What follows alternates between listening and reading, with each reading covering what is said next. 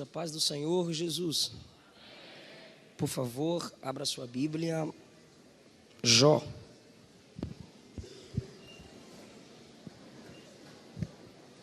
Capítulo de número 11.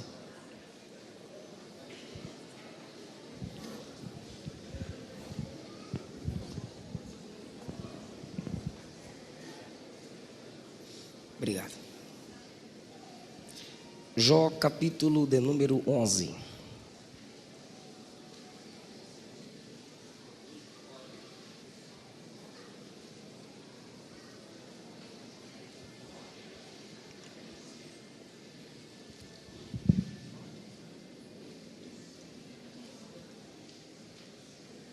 Se você puder manter sua Bíblia aberta, por favor, para a gente ir acompanhando o raciocínio da mensagem, será bem legal, será bem bom.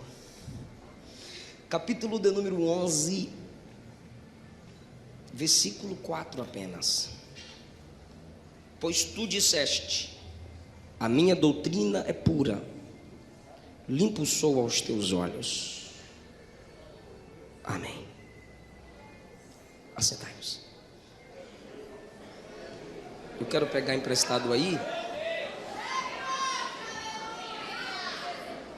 Eu quero pegar emprestado aqui só a palavra doutrina. Como é bom estar de volta para cultuar a Deus com vocês. Pastor Neemias, na minha vida, é sinal vivo que Deus realiza sonhos. Várias e várias vezes eu passei por aqui indo pregar no interior e os irmãos sempre elogiando o ministério do Senhor. E eu disse, um dia eu prego aí.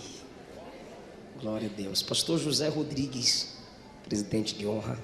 Como é bom, pastor, fazer parte da geração que o Senhor inspirou. A todo o corpo de obreiros, que Jesus vos dê graça cada vez mais. Cada pastor aqui presente, cada pai, cada mãe. Trago mais uma vez a paz do Senhor da minha liderança, o pastor Darlan. Trago a paz do Senhor da minha esposa. Eu fui pregar em Foz do Iguaçu com ela. E lá ela encontrou o sobrinho, o nenenzinho, e quis ficar lá. Mas eu sei porquê, está grávida de 2 meses. Agora nós somos 3. Aleluia. Orem pela minha esposa. Orem por nós. E eu estou aqui lançando o meu novo livro hoje aqui. Ó que top. Olha o tema desse livro, irmão. A cruz de Cristo. Já é presente aqui para o pastor Neemias. Que sirva de instrumentalidade para o seu ministério. Espírito Santo, o agente avivador da igreja. Segredos da liderança de Josué tinha esgotado, voltou. E segredos da liderança de Paulo. Meus livros giram em torno de 25 a 30, mas os irmãos sabem que aqui um é 20, 3 é 50. Queridos, eu quero falar com vocês sobre a doutrina de Jó.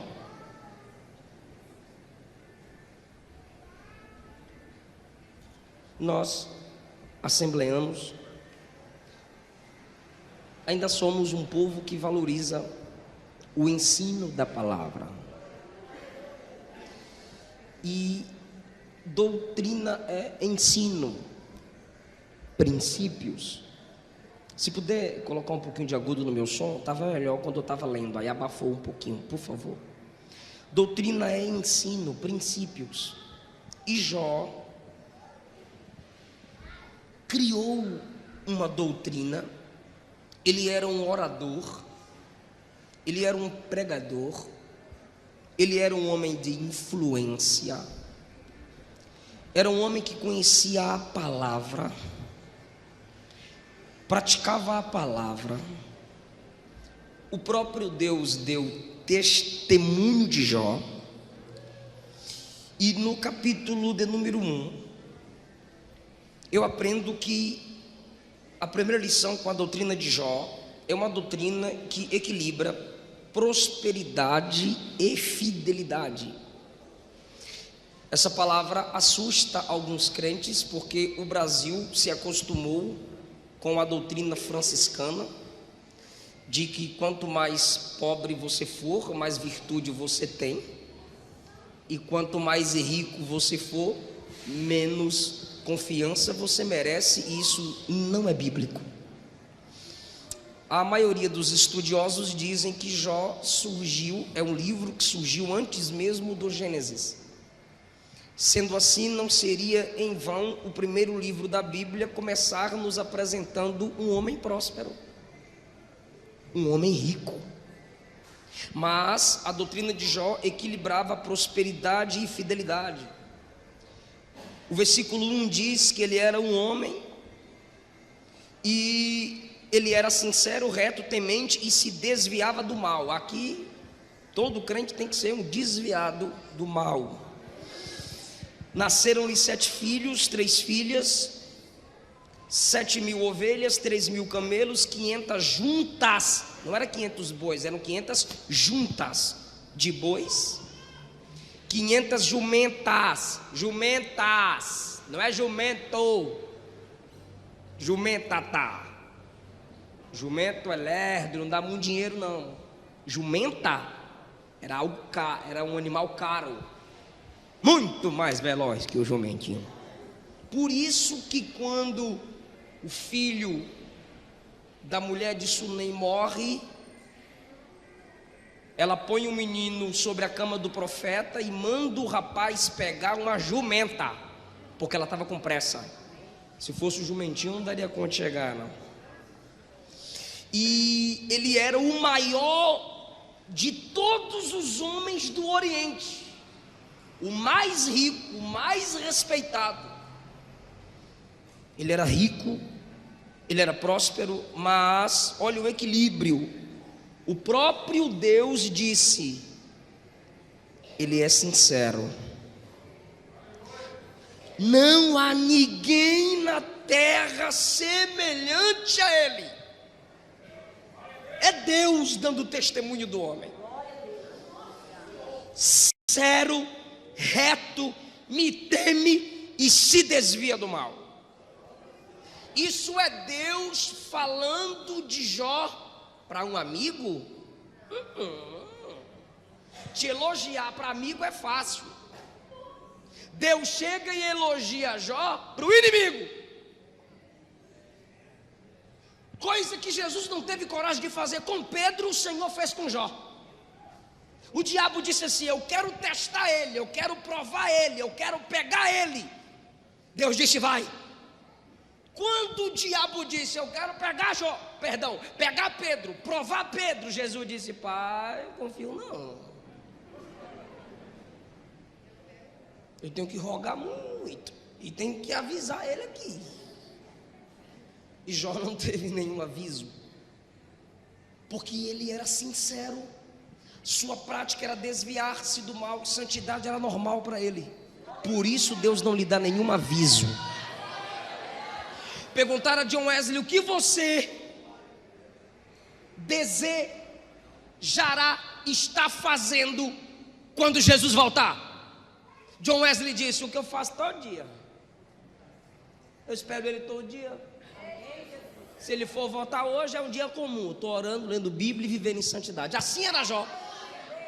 Não precisou de um aviso prévio.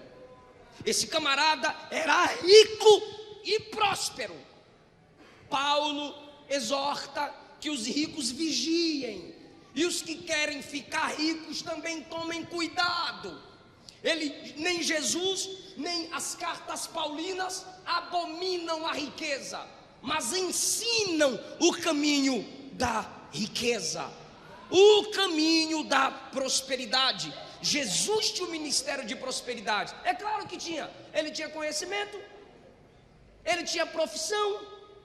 Tem gente que quer prosperar, mas não quer trabalhar. Jesus tinha uma profissão, Jesus tinha conhecimento, honrava os pais e, acima de tudo, honrava o pai. Como é que não prospera? Onde eu quero chegar é que Jó, com essa doutrina que equilibra prosperidade e fidelidade, e muita gente rejeita. Eu lembro que Jesus falou, assusta não, Jesus falou mais sobre dinheiro do que sobre quase todos os assuntos. Há na Bíblia 500 versículos sobre oração, quase 500 sobre fé, 2084 sobre dinheiro, 500 sobre posse. Quase metade das parábolas de Jesus era sobre riquezas e prosperidade. Onde estiver o seu tesouro, ali estará seu coração. Então, por que Jesus não veio falando de coração, mas veio falando de tesouro? Ele veio falando de tesouro para encontrar teu coração, porque onde tiver o tesouro, teu coração. Então ele vem ensinar ao homem a administrar. O próprio Jesus disse só uma pincelada aqui que eu vou voltar para Jó. O próprio Jesus disse, quem é o homem que vai construir uma torre sem primeiro se sentar para ver o custo e fazer as anotações? O que Jesus está dizendo é, ninguém faz algo grande sem pensar, sem anotar, sem ver a despesa. Aí tem crente que não se controla, ganha 1.000, quer gastar 2.000, a irmã vai no shopping, parece uma centopeia, sai de lá com 10 caixas de sapato e depois quer fazer campanha de prosperidade. Aí está errado. Anda comprando, não paga. Eclesiastes 5 diz que tem gente que o seu trabalho é tão ruim, ele é bom no que faz, mas ele não é bom para cumprir o prazo do serviço. Esse tipo de gente empobrecerá. Provérbio diz, aquele que é diligente no seu trabalho prosperará, o preguiçoso estará na miséria. Então não adianta você isolar textos e querer fazer campanha de prosperidade. Jó prosperava, mas era fiel. Tem gente fazendo campanha de prosperidade, mas não quer largar o pecado, não quer largar a mentira.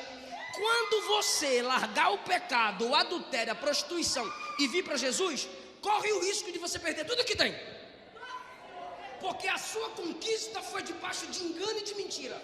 A verdadeira prosperidade é mais do que ter, é primeiro ser mais para Deus, para o próximo, para a igreja, para a família.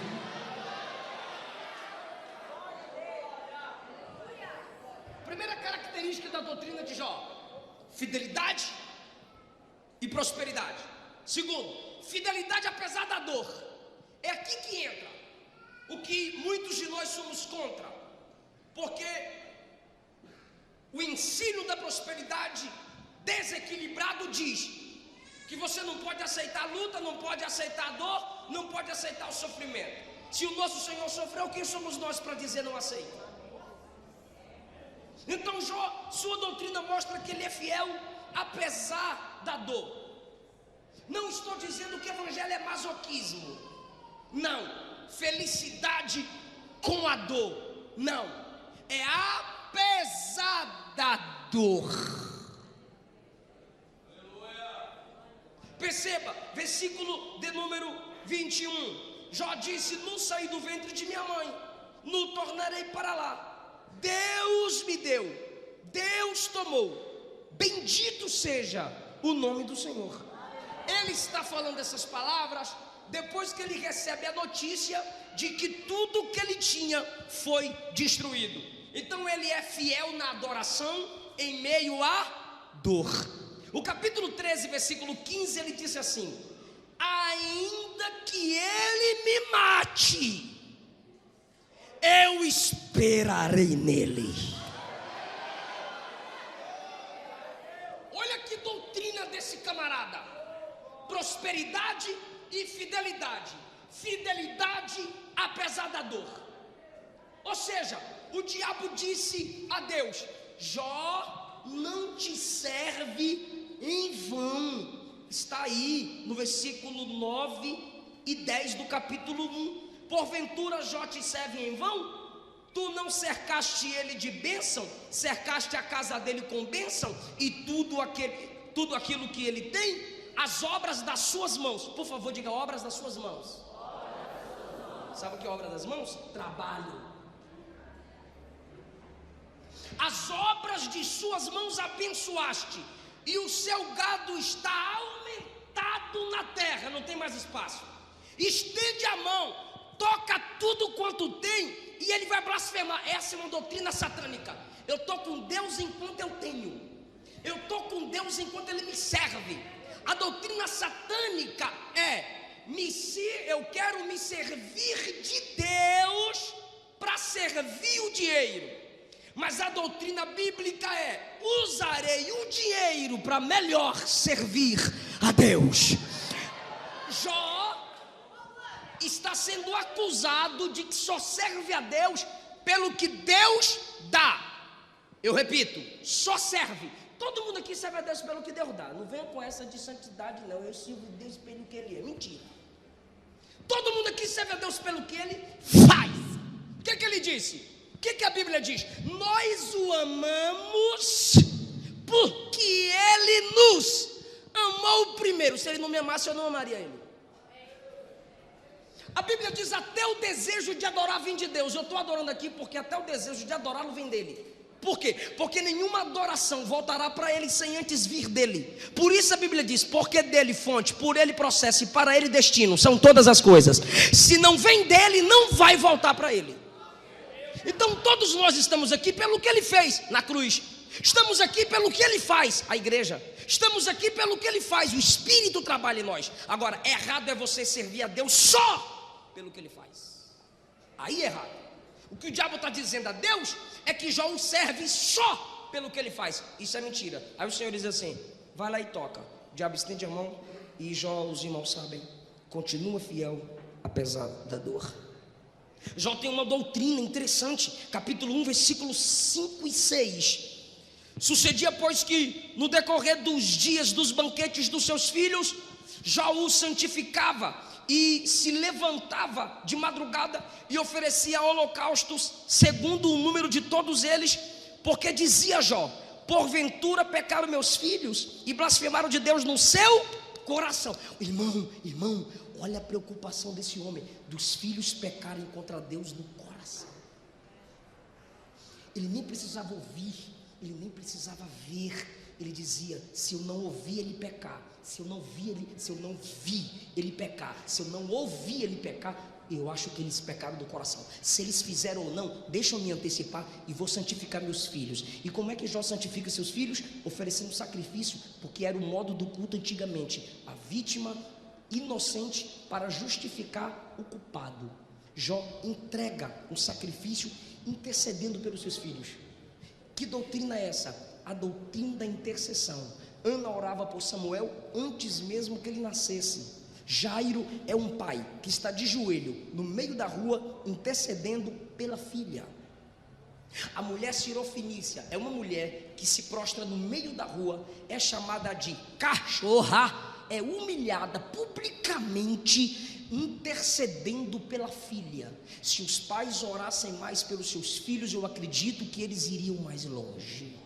A questão é que tem muitos pais que se ajoelham pelos seus filhos, mas não se ajoelham com. Tem muitos pais que oram pelos seus filhos e não deixam seus filhos vê-los de joelhos. Eu tenho hoje a prática de orar porque eu via minha mãe de joelho. E a criança, filhos, são páginas em branco. O que se escreve ficará gravado. Então Jó intercedia pelos seus filhos. O que é interceder? Essa doutrina precisa ser resgatada. A minha sogra, antes de levar qualquer filho ao médico, minha esposa testemunha até hoje, antes de levar qualquer filho ao médico, ela primeiro orava. O marido levava, mas ela dizia: deixa eu orar primeiro. Chegava lá, estava tudo bem. Temos que resgatar essa prática. Minha mãe me colocava para orar pelos meus irmãos quando estava doente em casa. O que é isso? Colocar os filhos no altar. Está preparado para dar glória a Deus? Arão, Joquebede colocou o filho no cesto. Noé colocou na arca. Davi colocou no trono. Abraão colocou no altar. Jó se colocava no altar pelos seus filhos. Ele tinha a prática da doutrina da intercessão. Ou seja, ele intercedia pelos seus filhos, entregando sacrifício a Deus. E no capítulo 42, se você começar a ler a partir do capítulo 4, os amigos de Jó detonam Jó. Aí no último capítulo, Deus manda os amigos de Jó trazerem bezerro para Jó oferecer um sacrifício e orar por eles. Aí o texto conclui: e Deus virou o cativeiro de Jó, 42:10, enquanto orava por seus amigos. A intercessão do camarada fez diferença no início do livro e no final do livro. Precisamos voltar à prática da intercessão, de orar uns pelos outros. Agora essa doutrina de Jó: primeiro, fidelidade e prosperidade; segundo, fidelidade apesar da dor; terceiro, doutrina da intercessão; quarto, essa doutrina de Jó eu acho maravilhosa, principalmente, sabe, aqueles pregadores de quebra de maldição, que pega textos isolados e às vezes fica só por um viés. Tem que ter toda uma mensagem completa para que a igreja compreenda isso. É que a doutrina de Jó é a seguinte: eu não afirmo que o diabo está no controle da minha angústia. Eu não estou dizendo que o diabo não gera angústia, ele gera. Eu não estou dizendo que o diabo não gera dor, ele gera. Ele é destruidor. Ele não quer a paz do homem, ele não quer a alegria do homem. Vou fazer uma pergunta e você responde: quem subiu para acusar Jó? Já está com medo, irmão? Quem subiu para acusar Jó? Quem tirou tudo de Jó? Quem feriu o coração de Jó? Me ajuda. Quem lançou flechadas em Jó? Quem destruiu todo o rebanho de Jó? Jó nunca disse isso.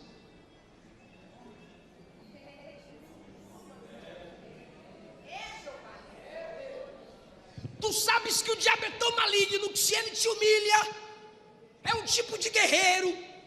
Quem já assistiu o filme épico sabe disso. Venceu alguém, que se grite na história: fulano venceu ciclano. Diga na história que fui eu que te destruí. Por isso que o diabo gosta de deixar sua marca, para que todos reconheçam que foi ele. Por isso que os satanistas têm suas marcas, seus emblemas, as religiões ocultas, para que se saiba que foi o diabo. Aí você vai para a Bíblia. Isso aqui, como são muitos, eu tive que anotar. Ele não dá o controle da sua vida nem do seu sofrimento para Satanás. Olha o que ele diz no capítulo 1, versículo 21. Eu já disse e releio: no saí do ventre, no tornarei para lá. Quem me deu foi o Senhor. Quem me tomou? Alguém diria Satanás. Jó não, quem tomou também foi o Senhor. Bendito seja o nome do Senhor.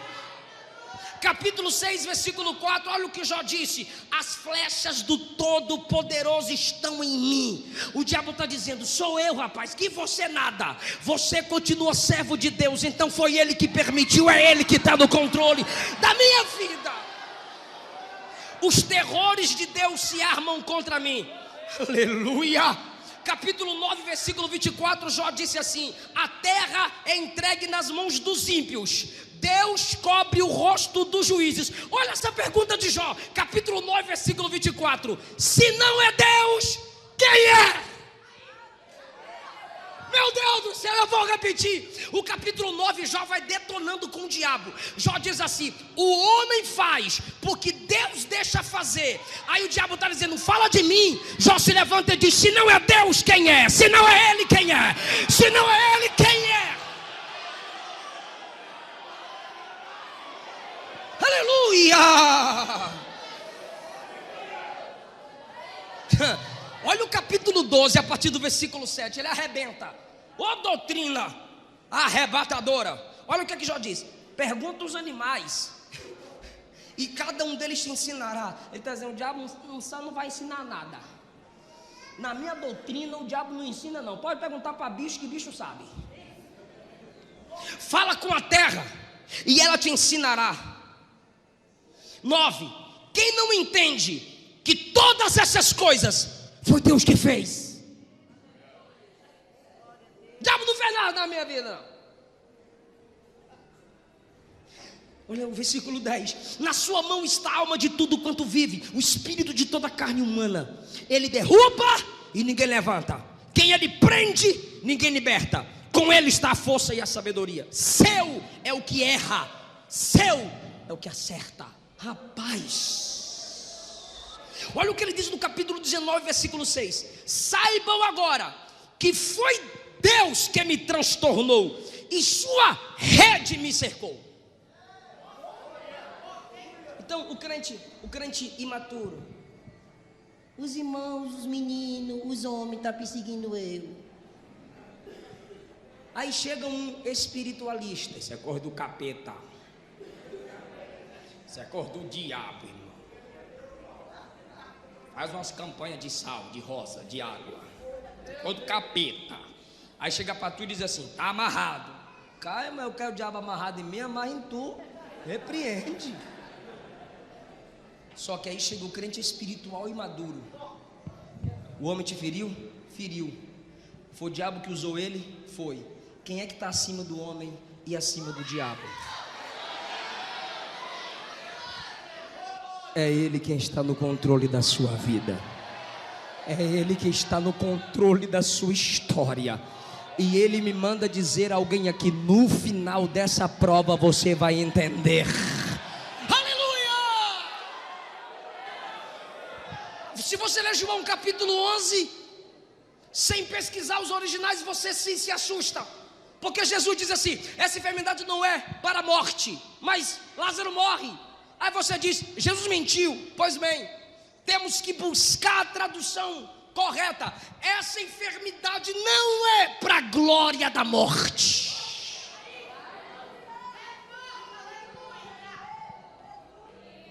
Pode até matar Lázaro, mas ela não será glorificada na morte de Lázaro. Eu serei glorificado pela morte de Lázaro. Você quer Deus, né, irmão?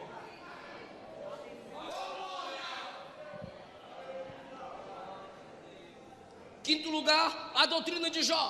Família, prioridade. Deus, exclusividade. Capítulo 2, versículo 9. Sua mulher disse: tu ainda retens a sua sinceridade. Sabe o que ela está dizendo? Tu vai continuar crente mesmo, meu bem. Por favor, entenda, eu não estou aqui acusando a mulher de Jó, porque Deus não dá testemunho da força dela, Deus dá testemunho da força dele. E quem é casado sabe que a mulher sente mais do que o homem, porque ela sente por ela e por ele. Ele disse, o próprio Jó disse que o bafo dele afastava ela dele. Bichos saíam da carne dele. Mas você vê na Bíblia que Deus deu outros filhos, deu outro gado, outras ovelhas, outras jumentas, mas não deu outra mulher.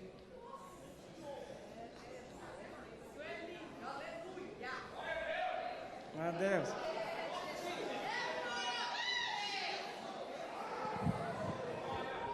Ela ficou firme, porque na fraqueza dela, ele a corrige. Só que ela diz assim: você ainda vai ser crente?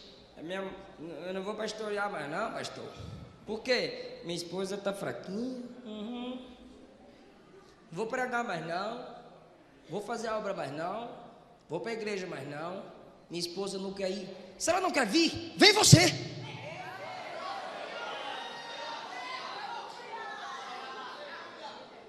Se ele não quer, queira tu. Nabal desonrou Davi. A esposa Abigail disse: eu vou honrar Davi. Se ele não toma atitude, ela toma. A família escapou. Davi ia matar todo mundo, irmão, porque Davi era pior que Saul para matar, viu? Não venha com essa não. Davi disse: eu vou lá agora e matar todo mundo. Um homem com fome, cai fora. Davi disse: eu estou com fome, vou matar todo mundo. Se não fosse, ele já estava no caminho. Abigail veio na frente. Então, se Davi não fez, ela fez. No caso de Jó, se ela não faz, Jó faz. Desvia, meu bem. Amaldiçoa.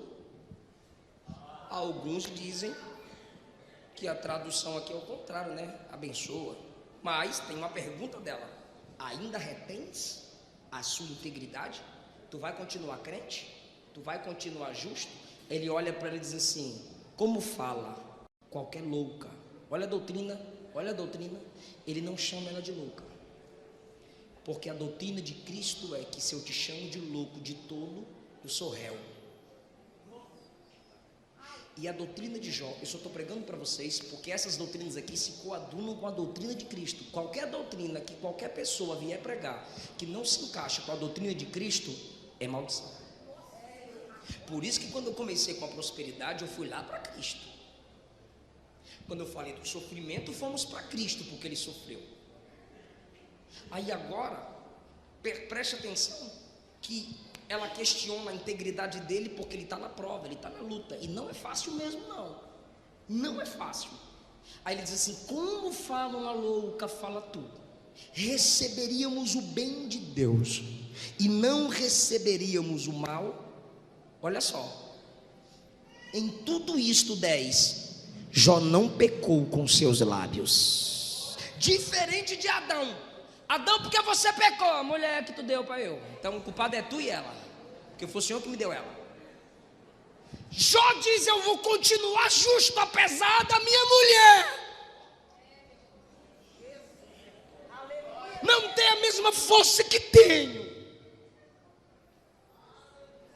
Então, queridão, o negócio não é orar para Deus te dar outra mulher, é orar para você ser o melhor marido com essa mulher que Deus já deu para você. Senhor, me dá uma mulher melhor. Não, é tu que tem que ser melhor com a esposa que Ele já te deu.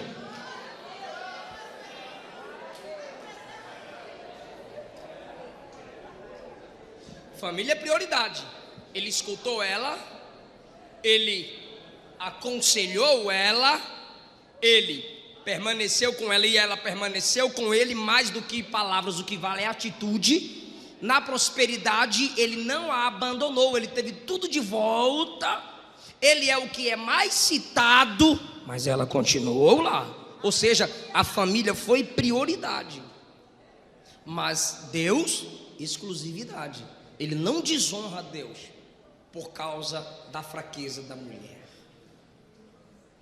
Jó ensina que o homem é passageiro, por isso você deve aproveitar as oportunidades. Por isso você não pode, jovem, ficar acordando tarde, preguiçoso. Tem que estudar, você tem que acordar cedo, você tem que dormir tarde estudando e acordar cedo, trabalhar e estudar. Porque, pastor Neemias, os camaradas querem tirar onda com 20 anos de idade, cabelo de moleque, carro rebaixado, roda mais cara que o carro. Com 15 anos o senhor levantava às 5 horas da manhã. Eu vos prego hoje para trabalhar. Eu vos prego hoje, Brasil fora do Brasil, tenho livros escritos, estou integral no ministério, co-pastor em um campo, mas eu já vendi caldo de cana na praia. Olha o caldo de cana de crente. Já vendi peixe, eu sou de Ilhéus, Bahia, meu pai é pescador, meu pai trazia o peixe. Se eu com 29 eu sou desse tamanho, imagina com 10 anos vendendo peixe, os peixes arrastando tudo na rua assim, que era cada peixão. Olha o peixe, o povo comprava por pena, irmão, que o peixe chegava cheio de terra, porque arrastava nas ruas. Já vendi livro em porta de igreja sem ser meu, não tinha agenda como tem hoje, ia para os congressos para vender livro, ligava para os pastores oferecendo o livro para vender, primeiro eu lia, depois empacotava e vendia. Eu comprava para vender e lia, eu não tinha condições de ter para vender e para mim. Já trabalhei no Lava Jato, pastor Eduardo, lá em Brasília, me colocou para morar no barraco de fundo e disse: você trabalha no Lava Jato de segunda a sexta, prega sábado e domingo, um domingo por mês você prega na minha igreja, e de segunda a sexta você trabalha no Lava Jato e eu te dou moradia atrás. Fechou, de boa. Então trabalhava no Lava Jato um período e estudava. Tive que deixar de estudar para trabalhar, ajudar minha família na Bahia. Depois tive que fazer supletivo, porque tem uns folgados aí que está deixando a esposa com fome, filho com fome, dizendo que Deus chamou para a obra. Primeira igreja é sua esposa e seu filho.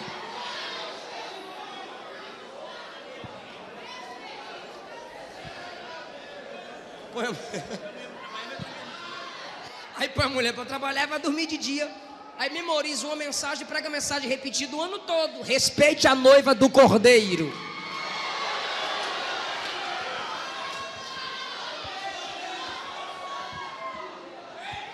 Deus me deu essa palavra à tarde lá no hotel. Estou achando ela forte, irmão. Ou seja, o homem é passageiro. Aproveite a oportunidade que você tem para estudar, para crescer na vida. Seja inteligente. Capítulo 7, versículo 1. Porventura não tem homem guerra sobre a terra? Guerra. Não é fácil, a vida é guerra. O camarada mandou um WhatsApp para mim: pastor, eu descobri que ser crente é muito difícil. Eu disse: boa descoberta. Ele disse: como assim? Eu disse: tu descobriu que muita gente não descobre. O que, pastor? Que ser crente é difícil. Olha o que Jó diz: porventura não tem homem guerra sobre a terra? O que o Senhor falou de Jacó? Lutaste com os homens e com Deus. O que é lutar com homens? Estudar, trabalhar, ser o melhor funcionário da empresa, ser o melhor aluno da sala. Isso é lutar com os homens. Olha, eu vendi 1.000, vou vender 2.000, vou superar tu. Olha, eu tirei 8, eu vou tirar 10, eu vou competir com tu. Lutar com os homens e com Deus e prevalecer. O que é lutar com Deus? Fazer teologia, ler a Bíblia, pregar, jejuar, evangelizar. Isso é lutar com Deus. Porventura não tem um homem guerra sobre a terra? Seus dias são como os dias do assalariado, ou seja, a pressa para receber. Como o servo que suspira pela sombra, como o assalariado que espera pela paga, os meus dias são mais velozes do que a lançadeira do tecelão. A minha vida, versículo 7, é como o vento. Ou seja, aproveite as oportunidades, não durma no culto. Ouça a mensagem. Irmão, eu lá na Bahia, eu ia de bicicleta para a escola. Quando eu pregava assim, ganhava umas ofertas, meu pai me dava uma bicicleta. Aí eu pedia para alguém pedalar para mim, que era 1 hora até chegar na escola. Eu morava no bairro Nossa Senhora da Vitória, né? Deles, Senhora da Vitória, deles. Aí, até chegar na escola, 40 minutos, 1 hora de bicicleta. Aí eu oferecia: tá perto, me leva.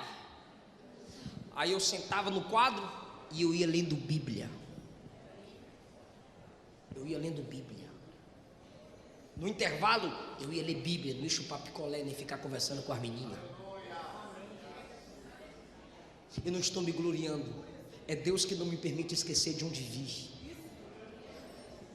Porque você só pode chegar onde alguém chegou se você decidir andar pelos caminhos que ele andou. Então, querido, é assim. Já que a vida é breve, aí eu olho para mim e vejo: meu Deus do céu, janeiro já tenho 30, minha esposa já está grávida. A vida é breve. Meu pai mandou um áudio para mim hoje: meu filho, eu estava aqui chorando. Falei: foi o que, pai? Lembrando eu te levando para pregar nas roças, subindo morro, descendo morro, e você nos meus ombros, botar na cabeça, o violão na minha cabeça para tocar. Sua mãe te levando a pregar nas roças, e ela colocava uma sacola no seu sapato, para você não sujar a igreja de tábua e piso vermelho. Aí andava na lama com sacola no sapato, escorregando, mas era para não sujar a igreja. Então a oportunidade que eu tinha, eu aproveitei. Eu morei sozinho em Brasília 10 anos, saí da Bahia com 12, morava em cima da igreja no bairro do Pessu, num quartinho, estudava a Bíblia de meia-noite às 4. Solteiro vai fazer o quê? Não tinha celular, não tinha internet.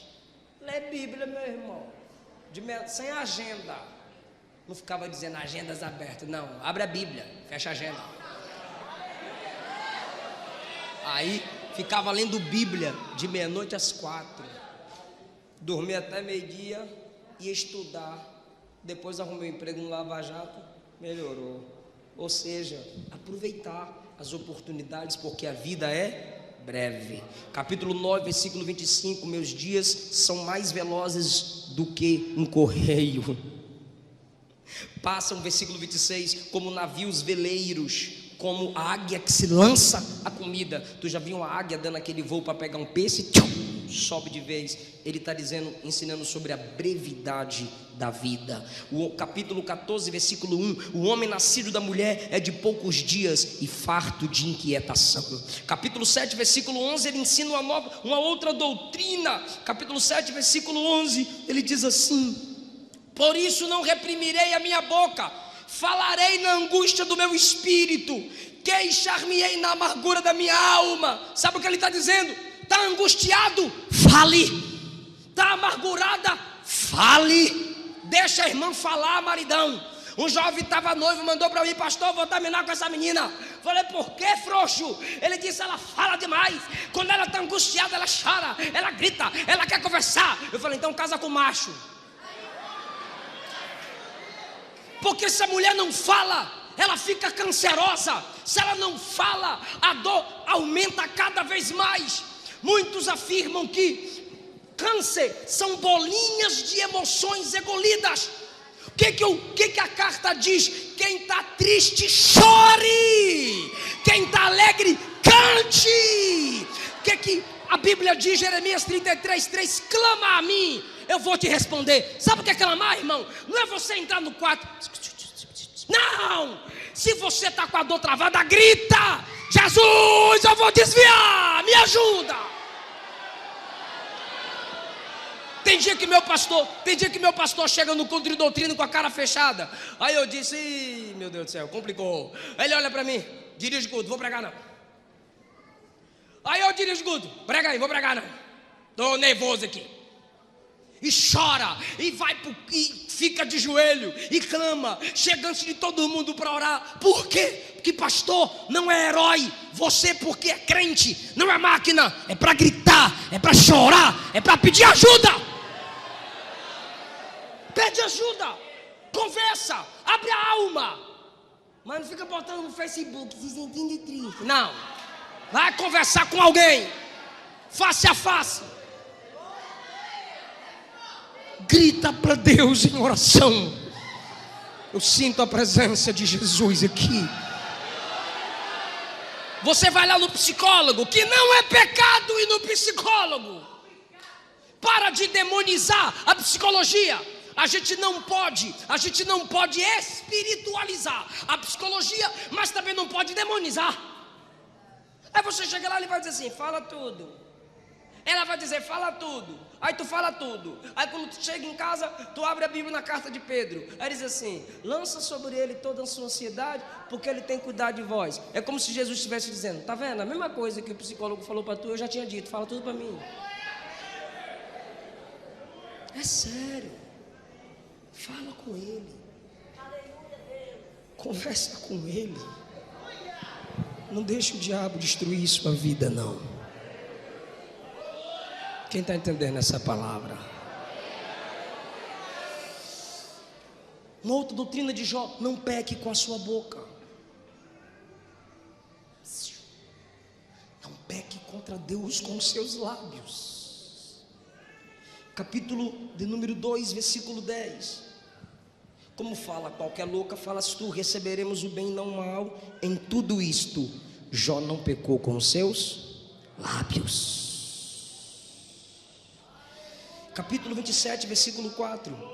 Ele disse assim: os meus lábios não falarão iniquidade, nem a minha língua pronunciará engano. Ei, Jesus disse que Deus trará a juízo todas as palavras que saírem da nossa boca.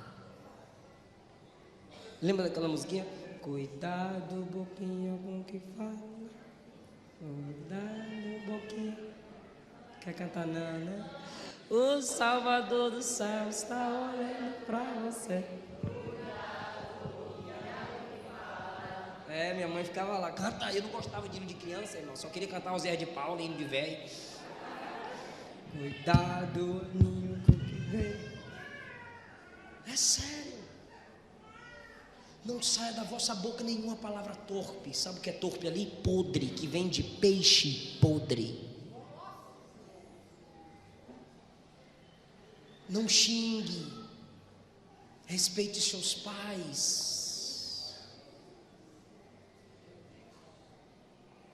Peça perdão pelas palavras malditas. Peçamos perdão. Eu também estou incluso por nossas palavras feias, malditas, pecaminosas. Que o Senhor purifique nossos lábios, para que possamos entrar no seu santuário. Estou encerrando essa doutrina de Jó do capítulo 28, por favor. Valorize a sabedoria. Versículo 12, a seguir: onde se achará a sabedoria? Onde está o lugar da inteligência? O homem não lhe conhece o valor, não se acha na terra dos viventes.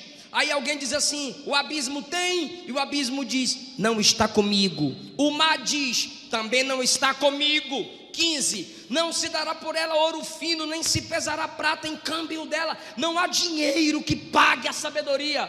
Qualquer preço que você pagar para ter conhecimento é pouco. 16, nem se pode comprar por ouro fino de Ofir, nem pelo precioso ônix, nem pela safira. Com ela não se pode comparar o ouro ao cristal. Ou seja, é melhor ter a sabedoria do que ouro e cristal. Nem se trocará por joia de ouro fino. Ela faz esquecer o coral e as pérolas, porque a aquisição da sabedoria é melhor do que a aquisição dos rubis. Não se igualará o topazo da Etiópia, nem se pode comprar por ouro puro. De onde vem a sabedoria? Onde está o lugar da inteligência? Ela está encoberta aos olhos de todo vivente e oculta as aves do céu. A perdição e a morte dizem: eu ouvi com os meus ouvidos a fama da sabedoria. Até a morte já ouviu falar da sabedoria. 23, Deus entende o caminho da sabedoria. Ele sabe o lugar da sabedoria. Ele vê as extremidades da terra, tudo que há debaixo do céu.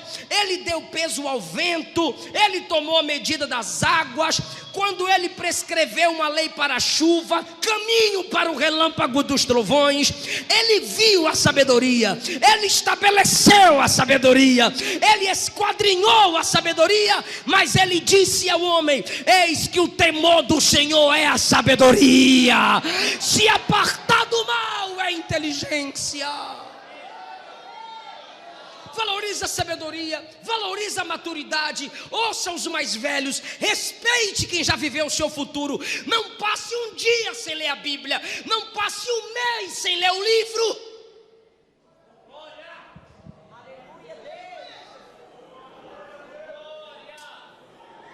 Já tem uma outra doutrina: cuidado com o seu olhar. Fala comigo, toda a igreja: cuidado com o olhar.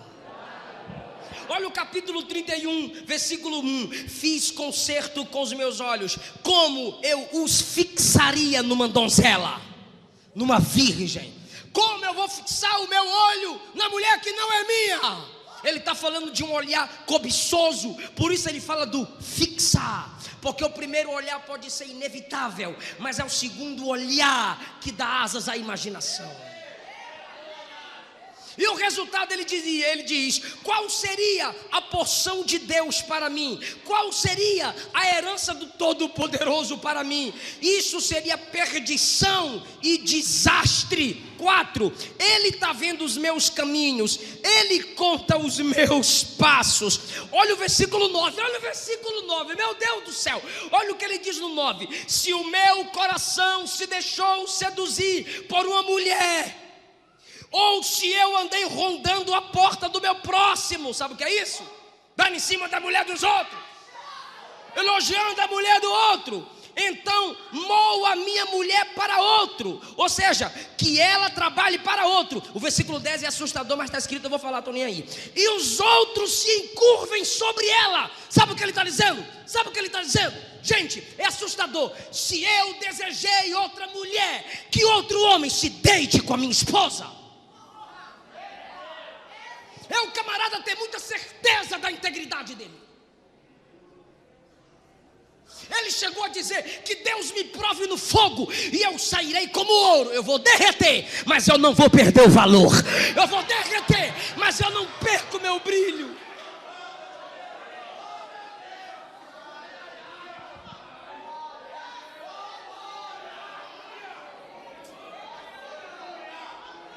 Meu filho, quer parar de masturbar? Pega esse computador, tira do quarto, coloca na sala, para todo mundo ver o que é que tu está vendo. É sério, é guerra. Sai desse grupo imoral. Se afasta dessa menina que critica a sua virgindade, essa filha do cão. Sai da roda do escarnecedor. Tu é virgem, miga. Esse negócio de miga, parece que vejo a serpente assim.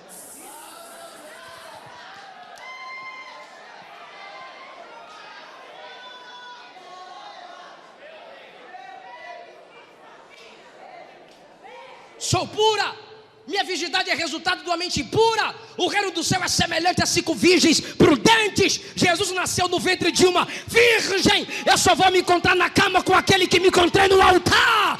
Eu vou valorizar a santidade.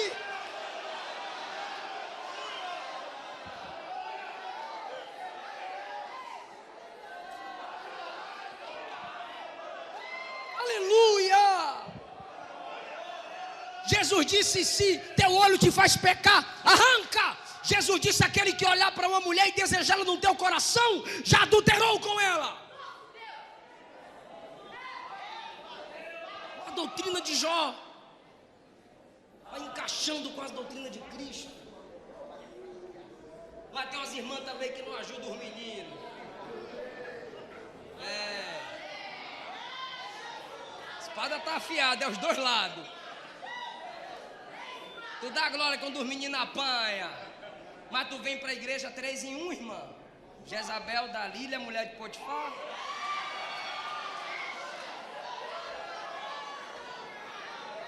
E tem uns que vem mostrando os peitos. Quer amamentar? Vai engravidar, vai casar.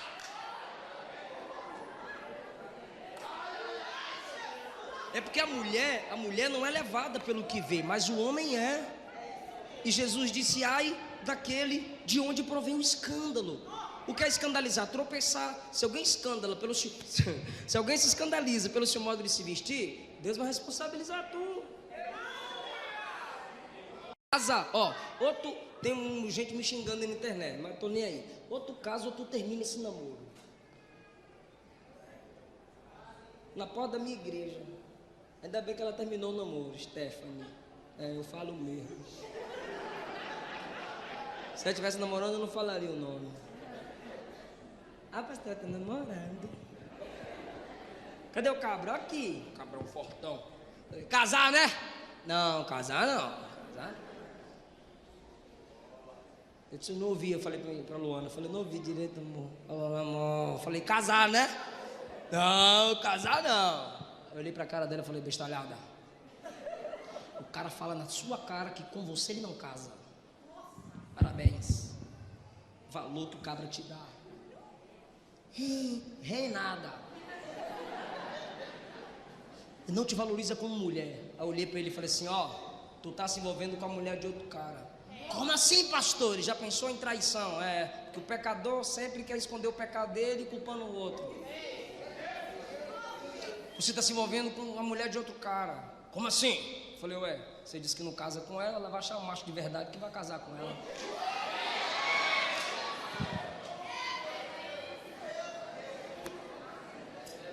Crente assume um compromisso para casamento.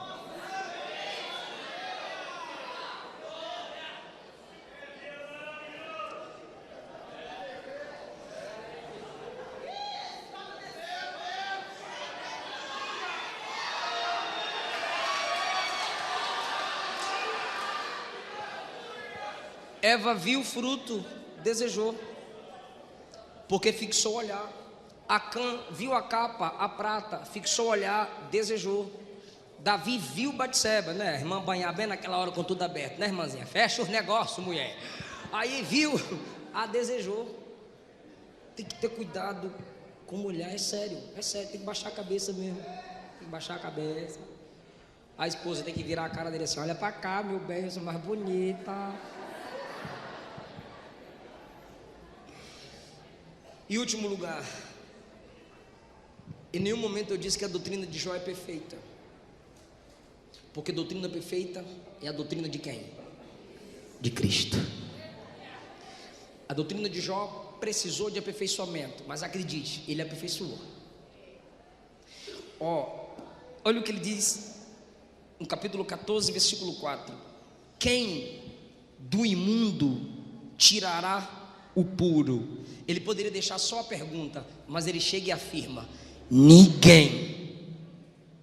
É porque ele não conhecia a graça que conhecemos. Olha lá, Quem do imundo tira o puro? Ele poderia deixar só a pergunta, mas ele afirma: ninguém! A questão é o conhecimento que ele tem. Se essas doutrinas que ele tem, que ele deu a nós, ele ainda tinha um conhecimento limitado, imagine se não tivesse. Mas a gente sabe que tem um que tira o que é bom de quem é mau. Oh, glória! A graça torna miseráveis pecadores em filhos do reino. Nós não teríamos paciência com Pedro, ele acreditou até o fim. Nós não chamaríamos Judas de amigo, ele chamou. O ladrão na cruz juntou-se ao outro e disse: salva nós aí. Sabe a oração de ladrão, né? Salva nós também, desce daí e tira nós. Os dois acusavam Jesus, mas um deles se arrependeu e disse: Senhor, lembra de mim quando entrares no teu reino. Se fosse Jó, ele não veria nada puro naquele imundo. E ele diria: tu vai para o quinto inferno, tu estás me mirando na estante, agora que é meu reino. Tu vai para o inferno de cabeça para baixo, Satanás. Ou seja, uma doutrina limitada. Mas só a graça tira o que é puro de quem é imundo. Hoje estará comigo no paraíso. Aleluia! Todo mundo olhava para Zaqueu e dizia: pecador, pecador, pecador. Ele parou, ele conversou, ele foi na casa de Zaqueu e disse: hoje veio salvação nessa casa, ele é filho de Abraão. Olha só, irmão, Ananias falou o que é de Saulo? Senhor, ele é mau, ele persegue, ele prende homem, ele prende mulher. Senhor, ele arrasta as mulheres. O cabra é muito mau para arrastar a mulher. Quando Ananias cala a boca, Jesus disse: para mim ele é um vaso escolhido. Porque é a graça manifestada. Ele tira pureza do imundo. Não importa quem você foi, não importa seu passado, a graça gera em você algo bom para dar glória ao nome dele. Quem está sentindo a presença de Deus nessa palavra? Aleluia! Agora, olha o que ele diz no capítulo 7, versículo 9. Capítulo 7, versículo 9. Coloca aí, para a igreja acompanhar se possível. Assim como a nuvem se desfaz e passa, assim é aquele que desce à sepultura, nunca tornará a subir. Ele está dizendo: ressuscita mais não, vai levantar mais não. Capítulo 7, versículo 16. A minha vida abomino, pois não viveria para sempre. Aí Jesus chega e diz: a vida eterna é crer no Pai e em mim. A vida do homem é breve, mas Jó começa pensando que ninguém pode ter vida eterna e que não pode levantar do túmulo. Sempre você vai ler isso no Antigo Testamento. É porque o Espírito Santo não habitava neles e eles tinham uma compreensão limitada da graça. Tudo isso mostrava a necessidade da vinda do Messias e o efeito do pecado. Olha o 14:10. 14:10. Morto o homem é consumido, rendendo o homem o espírito, onde ele está? Isso aqui é retórico. Ele está dizendo: se perde, não se acha mais o espírito de que morreu. Não. O corpo volta ao pó, o espírito volta para aquele que o deu. A alma do ímpio, Hades. A alma do justo vai encontrar com seu Salvador. Penúltimo. 16:21. Se alguém pudesse falar com Deus em favor do homem, como um homem fala pelo seu próximo. Ele está pensando, sabe o que ele está dizendo? Eu não tenho intercessor.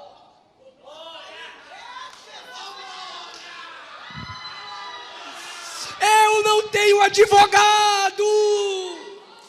Não Não tem ninguém para chegar a Deus e falar por mim. Mas a igreja tem, a igreja tem. João escreveu: filhinhos, não pequeis, mas se pecardes, temos um advogado junto ao Pai, Jesus Cristo, o justo. Quem pode dar glória ao nosso intercessor? Paulo disse: ele é o único mediador entre Deus e os homens. O diabo nos acusa aqui, mas tem o Espírito Santo intercedendo, e tem Jesus dizendo: Pai, eu morri por ele, eu paguei o preço por ela.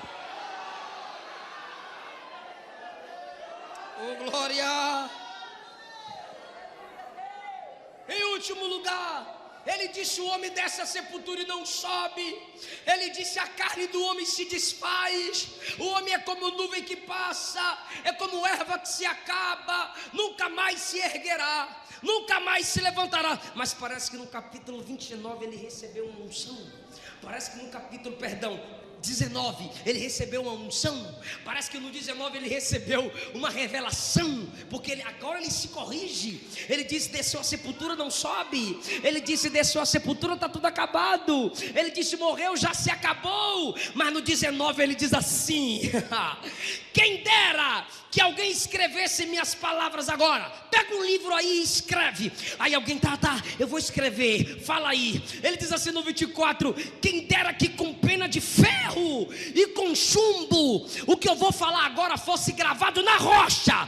O que eu falei antes esquece, mas o que eu vou falar agora é para colocar na rocha. O que é que você quer que a gente escreva na rocha, Jó? Eu sei que o meu Redentor vive. Aleluia! Aleluia! Se prepara para dar mais glória a Deus.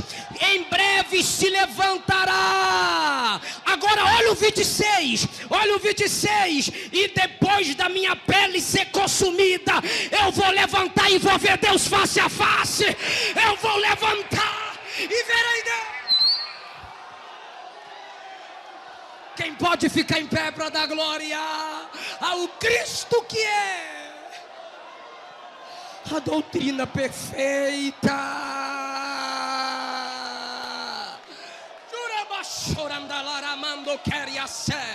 Quem tem Deus, dê glória para Deus. Quem tem aleluia, diga aleluia. Quem gosta de culto de doutrina, diga glória a Deus. A doutrina de Jó.